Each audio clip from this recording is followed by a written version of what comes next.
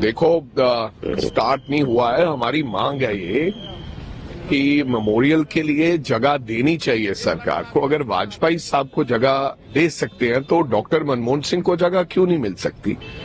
और इकलौते सिख थे और ऐसे व्यक्ति थे जिनको पूरा देश, चाहे ऑपोजिशन के लोग थे चाहे दुनिया में कोई और व्यक्ति था, वो सब मानते थे कि डॉक्टर मनमोहन सिंह की बहुत बड़ी देन इस देश को है, दुनिया को है।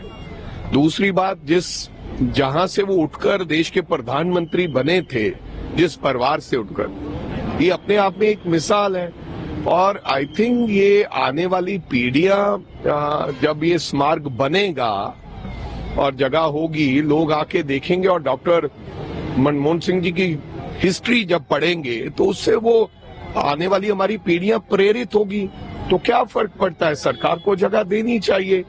और वैसे तो देश के प्रधानमंत्री हमेशा ये कहते हैं कि मैं तो हमेशा पंजाब के लिए और सिखों के लिए हमेशा तैयार रहता हूं।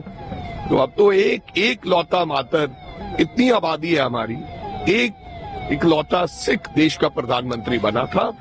और अगर वो ऐसा करेंगे और देश के लोगों में इसके प्रति, बीजेपी के प्रति और सरकार के प्रति एक और भावना बनेगी कि भाई इन्होंने अच्छा काम किया है। ऐसा ये तो मसला है ही कोई नहीं। ये तो पहले ही मोदी साहब की गवर्नमेंट को खुद से सोच कर रखना चाहिए था। He is one of the most eminent sons of India. 10 साल प्राइम मिनिस्टर रहे और जब देश की इकोनॉमी बिल्कुल खत्म हो चुकी थी, सोना हमारा इंग्लैंड में जाकर बैंक ऑफ इंग्लैंड ने रख लिया था, उस कगार पर ये आए और चेंजेस लेकर आए। और आज जहां भी देश पहुंचा, मोदी साहब खुद ही जिक्र करते हैं 5 सबसे बड़ी इकोनॉमी से एक है, तो फिटिंग ट्रिब्यूट ये है।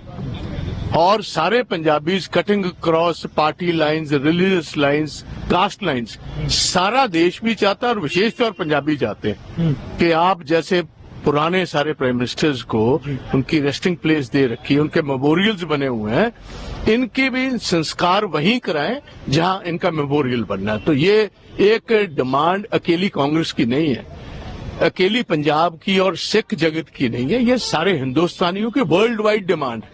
A man who was known as guru of Barack Obama, वो खुद कहते थे अगर प्रेसिडेंट ऑफ अमेरिका इतनी कदर और इज्जत करता है, he was statesman of international stretcher.